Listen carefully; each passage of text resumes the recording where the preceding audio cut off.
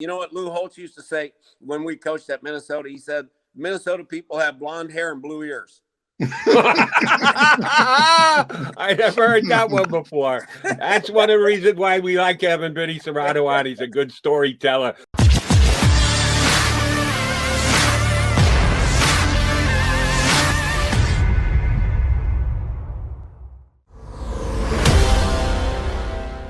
Appreciate you tuning in to Birds 365 here up on the JAKIB Sports YouTube channel. We are McMullen and McDonald, the Mac guys, and we've got a first-line guest ready to join us today.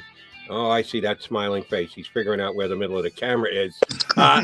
Former general manager of the Washington football team. He used to call them Redskins. I used to call them Redskins. Everybody used to call them the Redskins. They were the Redskins when he was running the show. He's running the show now down on 105.7 The Fan in Baltimore, the midday host on that radio station. Vinny Cerrato jumps aboard with us here on Birds 365. How are you, Vinny? I'm good. How you guys doing? Doing well, Vinny. Thrilled to have you. Love when we get people, obviously, in positions of power, executives. We've had Randy Mueller recently. Who else? We had Mike Tannenbaum. It's good to have Vinny Cerrato on the program. Vinny, I got to start here. And you probably not. What's it like working for Daniel Snyder? We hear all the stories. What is it like working for Daniel Snyder? There's good and there's bad. It's interesting working for Dan just because, after being with Eddie DeBartolo for 9 years, who was never in the office, he lived in Youngstown at the time, and he would just come out, for games basically in the draft, where Dan's in the office every day and you're talking to him a lot of times a day. Here's probably like when I first got hired, I'm at training camp with Norv Turner. We were up in Pennsylvania, and he would call me at 2 a.m. Like, I'd be at camp all day, meetings at night, and then he'd call me, what's going on? And he just want to talk till like 4 or 5 o'clock in the morning. And then, he just always wanted to talk. And he would call me at my house and he'd say, where are you? I said, Dan, where'd you just call? Didn't call yourself, called your landline at your house. That is funny. Yeah. And it's when the boss, you see it's the boss, you got to kind of pick it up. You can't go, let that go to voicemail. No, you got well, here's the thing is, Jody, if you didn't answer, he would keep calling and calling and calling and calling, until you picked up. Like he'd call me like 1 o'clock in the morning. My wife be sleeping. She says, what's he want now? Oh, that is funny. Vinny Cerrato here with us on Birds 365. All right, hey, Vin. I thought about this the other day, and that's one of the reasons why I said, great guy to get on and be able to talk about this would be Vinny Cerrato. The Eagles are turning their quarterback duties over to Jalen Hurts. They refuse to announce it officially because it's all about competition in new coach Nick Sirianni's camp. We all believe that Jalen Hurts is going to be their starting quarterback. We got a chance to see him start 4 games for the Eagles last year. He did remind me a little bit of the quarterback that you have down there in Baltimore that you talk about on a day-in, day-out basis, Lamar Jackson. Absolutely a threat to run the football at any time, has some throwing capabilities, has some accuracy issues. Those two quarterbacks seem similar to me. I don't think anybody runs the ball like Lamar, and I don't think Jalen Hurts will either, but he can turn it upfield and make plays with his legs. Lamar Jackson as well as anybody, day in and day out. Your job used to be evaluate quarterbacks in the National Football League. Now you do it on the air. Do you see a similarity between those two guys the same way I do? A little bit, Jody. And I was just at minicamp the last 2 days at the Ravens. So I just saw Lamar the last couple of days, and I've been out at the OTAs, for the last month also. So I've seen Lamar. The biggest thing, Jody, is Lamar's first year, kind of like Jalen, came in the middle of the season and completed like 58%. And what we said after that season was, if he can just hit the layups, passes, just hit the ones, the dump offs and the easy passes and get your completion percentage up to 60%, that'll be good, because the way that he runs the ball, and like you said, Jody, nobody runs it like Lamar, because, he probably runs 4.3 in a 40 and you can't catch him, and he can make you miss. So the thing that Lamar did was, fundamentally, he got his feet right. And I think the biggest thing, Jody, was he only got sacked 23 times. And his protection was good, which allowed him to step into his throws and use proper technique, and he completed like 68%. He was the MVP of the league. So I think the key thing with Jalen Hurts is it's got to be about the O-line. You can't, and this past year, Lamar got sacked 40 sometimes, and he couldn't step and throw, and his completion percentage went down. And everybody said he took a step back, and it's because the offensive line. Everybody wants to say receiver. Receiver is part of it, but the O-line is the biggest part of it, because you can't step, And here's the thing with these guys, Jody, is you got to let him do what he does well. Don't ask him just to drop back and be Carson Wentz from the pocket. That's not who they are. Good coaches let players do what they do well.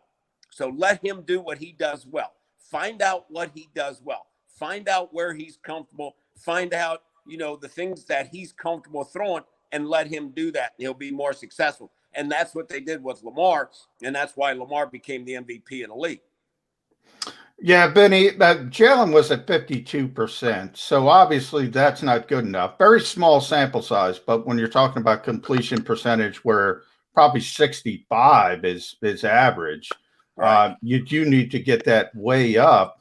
It was interesting, though. The old Eagles coaching staff, so Doug Peterson, tried to bring in James Urban from Baltimore to be his offensive coordinator. They ultimately brought back Marty Morningwig as a consultant. They wanted to sort of bring that Baltimore running game into Philadelphia, the way they use Lamar from the quarterback position. What do they do that's so unique, or is it more about the player? I think it's kind of a combination. You just look at Greg Roman's history. Greg Roman, for the 8 years that he's been coordinator, because we talk about this all the time.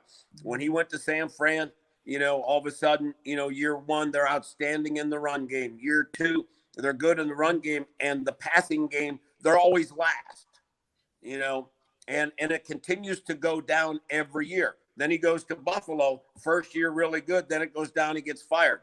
Baltimore, first year really good. Last year, the passing game was not good. The offense dropped some. And then now year three. That's been, Greg Roman's history has not been good. He knows how to run the football, but throwing the football, it doesn't coexist together. So they have an outstanding run game,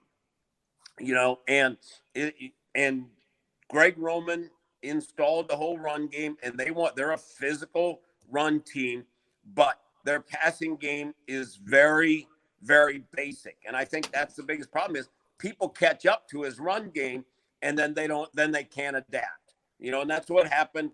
Year one, he was great. Year two, they took a step back. And year three, we're waiting to see, because they're saying that they're going to make advancements in the passing game. They went out and got Sammy Watkins and Rashad Bateman, to help in that. They got Kevin Zeitler, in the offensive line. They got Villanueva in the offensive line. So if Lamar has time, kind of like with Hurts, if they give him time to throw the ball, he'll be able to complete balls. But you can't be running for your life all the time. And you can't be just throwing all arm and trying to step and throw and do all those things. It's just too difficult for them.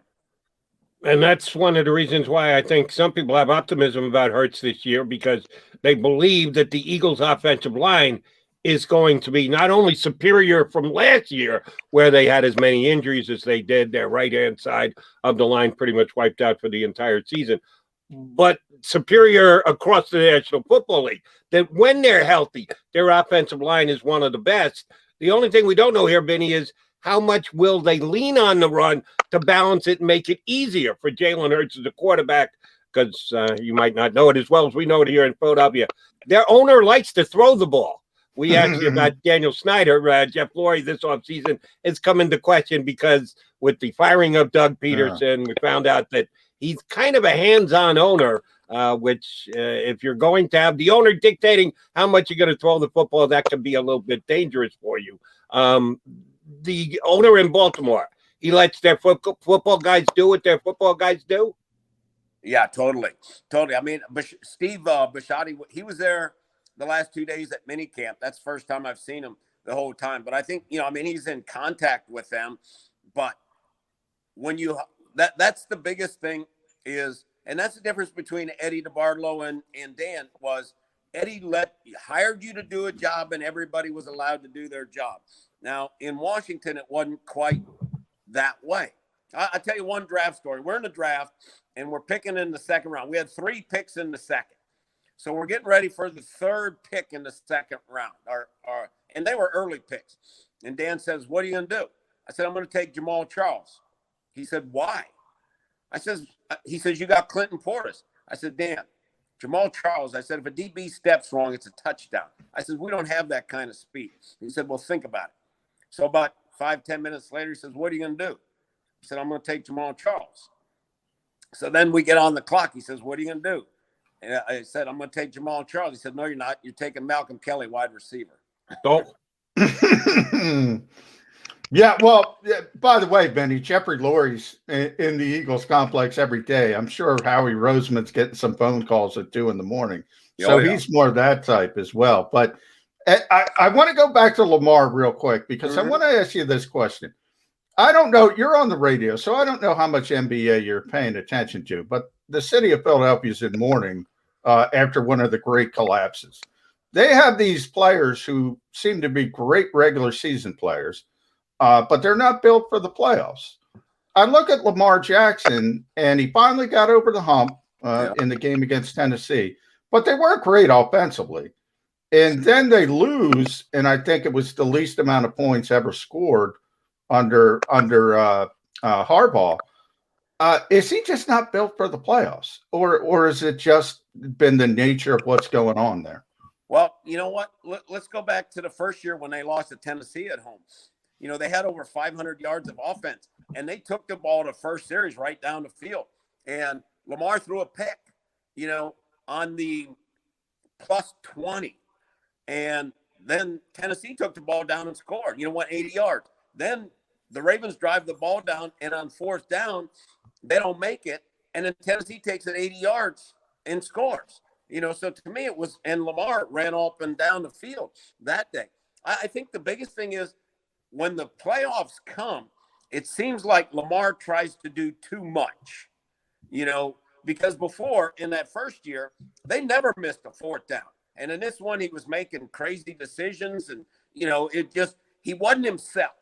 He wasn't the happy-go-lucky guy having fun out there playing. He looked tight. He looked tense. And, figured that after he won that first one. But Buffalo's a good defensive team. And what teams do is they say, okay, Lamar, we're going to take the run away. We're going to make you run wide. And we're going to make you throw the ball deep and outside the numbers. If you can beat us that way, have at it. And those are the things that he has to improve upon. And the Ravens know that. I mean, in minicamp, they work on those things all the time, and people know how to kind of defend him right now. And that's what he's got to get better at. And they've been throwing a bunch of deep balls, and they got to get better at that. Vinny, you say you've been at the OTAs and the mini camps this week, and so you're around other members of the media. You don't have the access to the players that you would if it were a regular, normal year. Hopefully, that's going to be the case next year, where you can actually maybe grab a interview or a minute of conversation with the players. But I'm sure in the media circles that you're in, people are talking about the COVID restrictions that are going to be in place this year. They've certainly changed from what last year was because we have a vaccine. And that's what all of this year's rules and regulations are tied to. Who has been vaccinated, who hasn't been vaccinated. Right now, players aren't stating whether they are or aren't vaccinated. We're going to find out soon enough by just being able to see who's got a mask on, who doesn't have a mask on. Yep. How big a deal is this going to be for teams within the next couple of weeks, once camps open, and then when the season starts as well? Will it be a continued conversation throughout the league? Oh, I think if guys don't, because the league is making it extremely easy 4 teams if you're vaccinated. I mean, just look at the coaches. Like all the Ravens coaches are vaccinated because it's easy to tell. They didn't have a mask on, and Harbs, made an announcement. All the coaches are vaccinated. Because if you're a coach and you're not vaccinated, you can't even go on the field come the fall or be in meeting rooms. So, I mean, it's your profession, to get vaccinated. I'm vaccinated. My wife's vaccinated. Charlie has to get vaccinated because he's got to travel all over. My other son's vaccinated, and my 12-year-old daughter, we got her first shot. So, and my wife's a surgeon. So, our whole household is going to be vaccinated. And it's going to be, Jody, where you have to be vaccinated, to be any sport, to travel, to do anything. You're going to have to be vaccinated. And it's everybody's choice if they want to get vaccinated or not. But professional teams are making it a lot easier for guys that are vaccinated than not. They're kind of like pushing you in that direction. And to be totally honest, I don't know if you guys are vaccinated. The first time I got the shot, my arm was sore for a couple of days. The second one, I had nothing. Jody, you'd like this. My wife calls me because, she was at her hospital, and she says, can you be here in 40 minutes? It was on Friday at 4:40, at 4:20. She said, can you be here? Because otherwise they got to throw this vaccine away. I said, I'll be there. I'm driving 90 to get downtown. So it's 5 o'clock. So I go in there and it's 5 o'clock. I said, before you give me that shot, it's 5 o'clock on Friday. Can I drink wine tonight if you give me a shot? And they said, absolutely. I said, okay, give me the shot. And then the second one I got, I was on the treadmill an hour later. I was, it was fine, Yeah. Same with me, Benny. I mean, and I'm not a shot guy. I don't like getting shots. It was nothing. I don't look at the needle when they do it either. Yeah. But I do want to, so I want to take you back. You're vice president of football ops for the Washington football team. Montez Sweat is a great player. He says he's not getting it. He doesn't want to get it. He doesn't believe in it.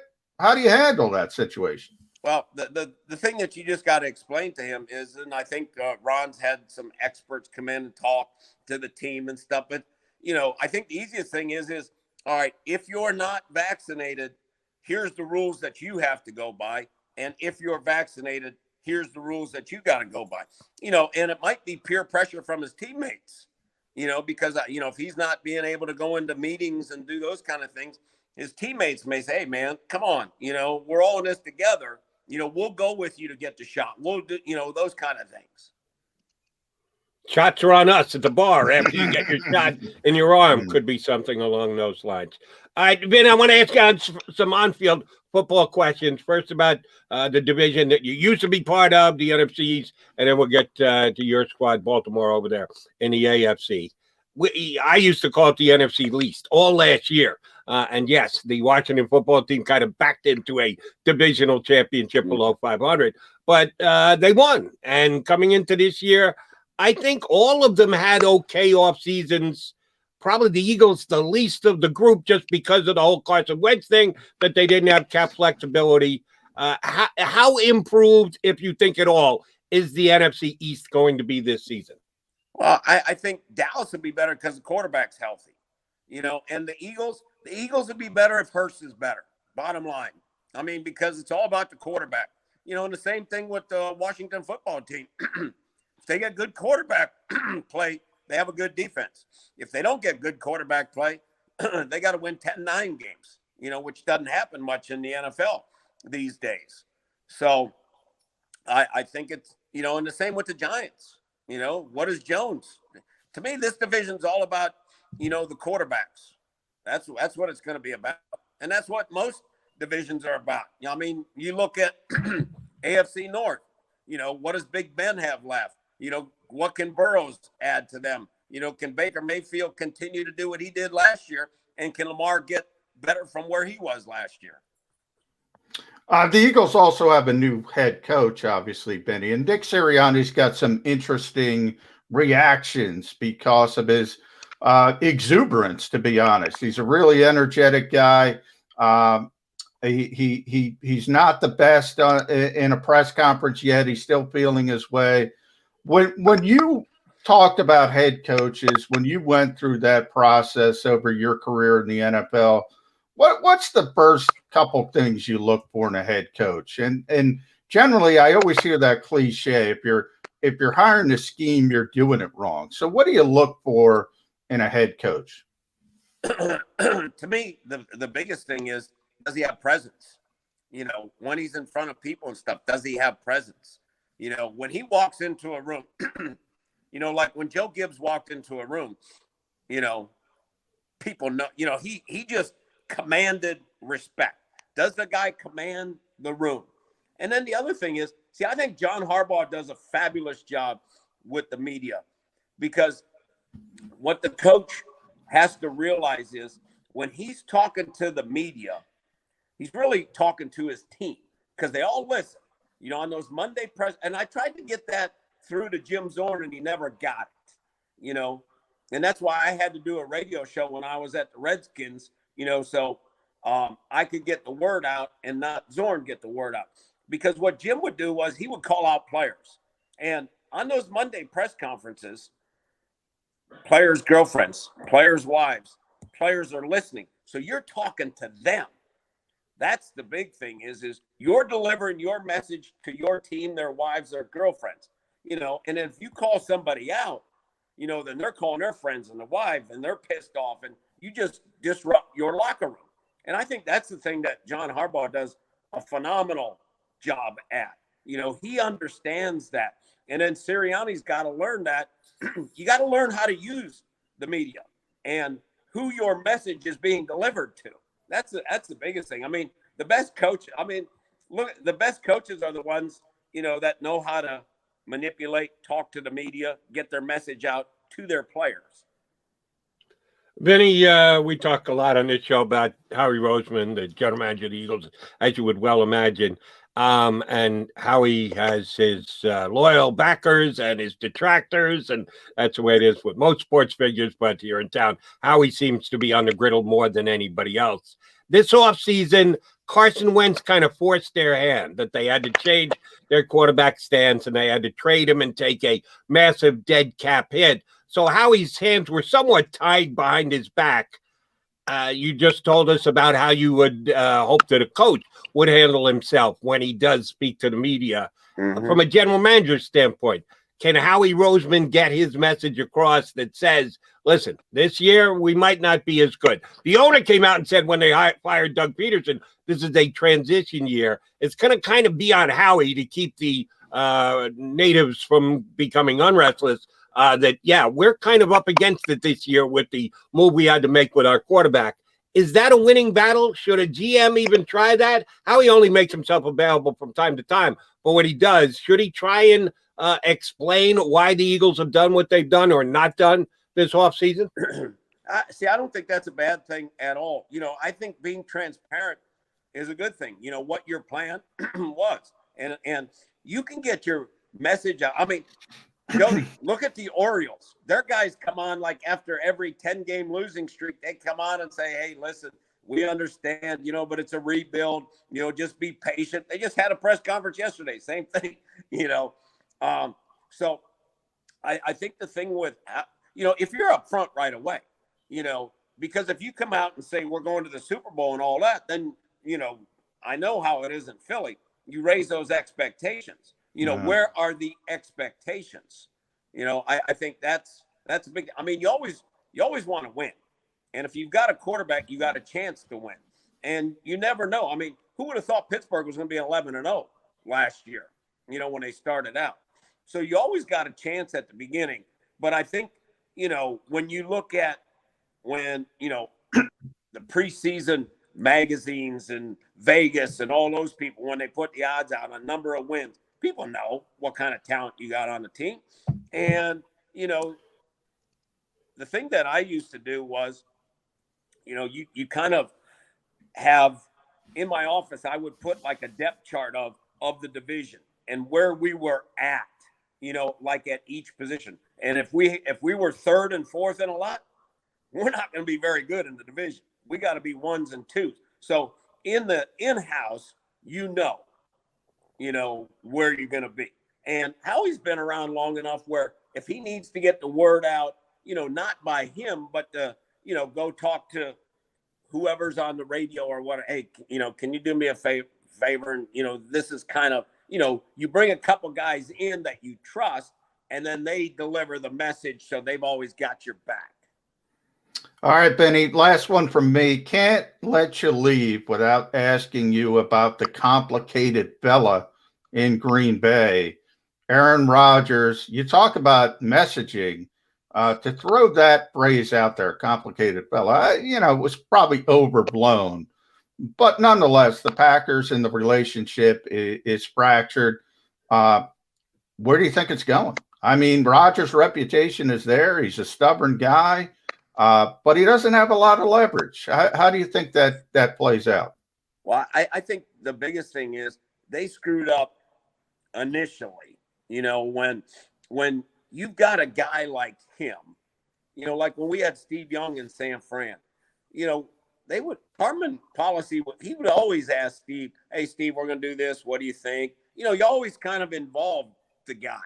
And especially if you're going to draft a quarterback. Because, can you imagine Aaron Rodgers? He's the face of the franchise and all that. And he's sitting around with his buddies waiting to watch the draft, having a couple of drinks and, what receiver are we going to take? And all of a sudden they take a quarterback and he doesn't know it.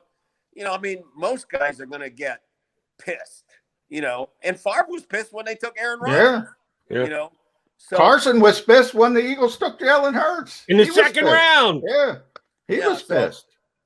Well, yeah. So I just think that you got to have communication with the guys, and kind of let them. Here's the plan, Aaron. You're our guy until you can't be the guy, But we've got to take a guy. If you were to get hurt, we've got to develop a young guy. It's not like, I think if they would have just communicated with him, things would have been fine. And then when you get a real smart, intelligent guy, who's kind of stubborn, he's out to prove a point now. Because it's funny, Jody, like, when did he make the first announcement, that he wasn't happy? Day of the draft, 1 year anniversary, and then when was this next one when he put all those pictures out? First day of OTAs, Yeah. So he knows when to send his messages. He's got it all planned out what he wants to do. Man, it's going to be very interesting to see how it plays itself out before training camp actually comes up. All right, last one for me, Benny. I got to ask because about the Sixers. No, not about the Sixers. About that goal-scoring son of yours. You might not know this, John, but Vinny's son is a hockey prodigy. Spent a lot of time right here in South Jersey playing over at the Flyers facility in Voorhees. How did season go? What's he got planned for the summer? What's next on the young goal-scoring Cerrato's schedule? Hey, Jody, they had a clip on him on NHL Network, which was pretty cool. He played. Really? He played this past year at Honey Baked out of Detroit. And they won the national championship, the 15U. And then the week after they won nationals, he had tryouts for the national development team, and he made the development team. So that's a 2-year commitment. So he'll be playing for the U.S. development team in Michigan for the next 2 years. So his junior and senior years of high school. And then we've been taking a lot of recruiting hockey trips. We went to Penn State last week, and next week we're going to Michigan, then we're going to Minnesota. So we've got a busy summer, and he reports August 25th for Plymouth, to go to the development camp. But Jody, the best thing is, every time that he would play and he would break a stick, I'd say, oh man, there goes $300. But now, because the development team, they pay for everything. He goes nice. He goes next week for 3 days, and they, like the CCM and Bauer reps are there, and they get all their equipment. They get their sticks, their skates. So I don't have to pay for anything anymore. Very Duluth, good. by the way, Benny, Duluth is one of my favorite cities in the world. I'm from Minnesota. Just not in January and February, though. But I'm sure you're going to have to go up there for hockey in those months. John, you know what Lou Holtz used to say when we coached at Minnesota? He said, Minnesota people have blonde hair and blue ears. I never heard that one before. That's one of the reasons why we like having Vinny Cerrato on. He's a good storyteller. Vinny, thanks for telling him with us today. We'll get you back on in a couple of weeks, maybe a month or so. Thanks for jumping on with us, buddy. My pleasure. Thanks, Benny. Yep. Vinny Cerrato, ex-general manager of the Washington Redskins, now host on 105.7 The Fan down in Baltimore. That is my blue ears. Have you ever heard that one before, McCall? I've not. I've lived there for like a decade, but I'm not from there like Vinny, so I was an outsider. But Duluth is just like the coolest set up city. It's right on Lake Superior, way up north. But man, you can't be there in the winter. I can't deal with that. Great 4 weeks between the end of July and the end of August. That 4 weeks, it is phenomenal, Jody. Phenomenal. Oh, that's funny.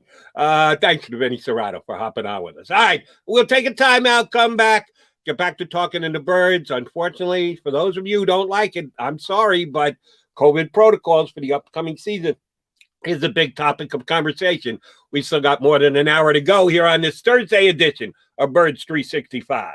If you missed any of today's show on the JAKIB Media channel, listen to the podcast on your way home. Available on YouTube, Apple, and Spotify.